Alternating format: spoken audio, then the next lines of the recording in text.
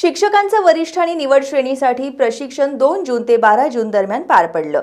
या प्रशिक्षणासाठी real time नावाखाली महाराष्ट्र राज्य शैक्षणिक संशोधन आणि प्रशिक्षण परिषदेचे संचालक राहुल रेखावार हे हुकुमशाही पद्धतीने वागत असल्याचा आरोप कोल्हापूर जिल्हा शैक्षणिक व्यासपीठ आणि जिल्ह्यातील सर्व शिक्षण संघटनांनी केलाय। या प्रशिक्षणासाठी जात असताना अपघात होऊन 30 शिक्षक जखमी झालेत।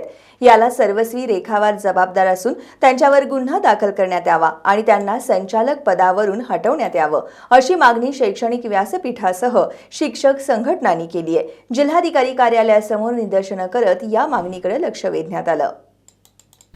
2 जून ते 12 जून दरम्यान शिक्षकांच्या वरिष्ठ आणि निवड श्रेणीचं प्रशिक्षण राज्यभर चालू होतं।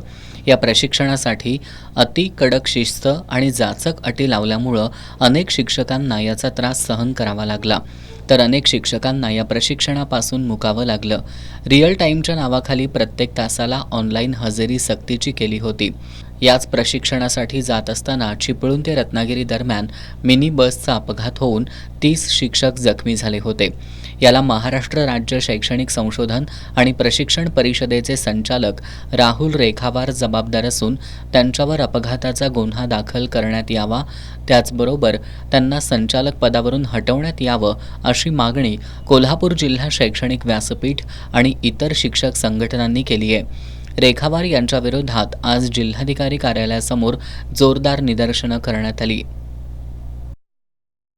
एससीआयटीचे संचालक राहुल रेखावार यांनी रिअल टाईमच्या नावाखाली अतिशय हुकुमशाही वृत्तीनं हे प्रशिक्षण शिक्षकांच्यावर लादलेलं आहे आणि या वेळेत पोचण्याच्या अटीमुळं चिपळूणहून रत्नागिरीला 100 किलोमीटर अंतर आहे, ते केंद्र एवढं लांब ठेवण्याची चूक या महाराष्ट्र शासनाने केलेली आहे आणि तिकडे वेळेत पोचण्यासाठी वेग जास्त गाडीचा वाढवल्यामुळं अपघात होऊन त्या अपघातामध्ये 30 शिक्षक जखमी झालेले आहेत।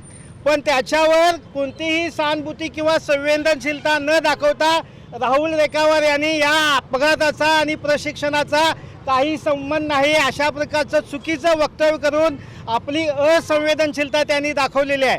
त्यामुळे आमच्या या शैक्षणिक व्यासपीठाच्या वतीनं सर्व संघटनांच्या वतीनं एकच मागणी आहे की अपघाताच्या बद्दलचा गुन्हा राहुल रेखावार यांच्यावर नोंदला गेला पाहिजे, त्यांच्यावर कारवाई महाराष्ट्र शासनाने केली पाहिजे आणि त्यांचं संचालक पद हे काढून घेतलं पाहिजे आणि चांगल्या संवेदनशील माणसाकडे दिलं पाहिजे। त्यांच्या या हेकेखोरपणामुळं हे प्रशिक्षण आनंददायी न होता हे त्रासदायक झालेलं आहे। त्याचा या ठिकाणी आम्ही धिक्कार करतो आणि राहुल रेखावार यांच्यावर कारवाई करण्याची मागणी शिक्षण मंत्री आणि मुख्यमंत्री यांच्याकडे करतो।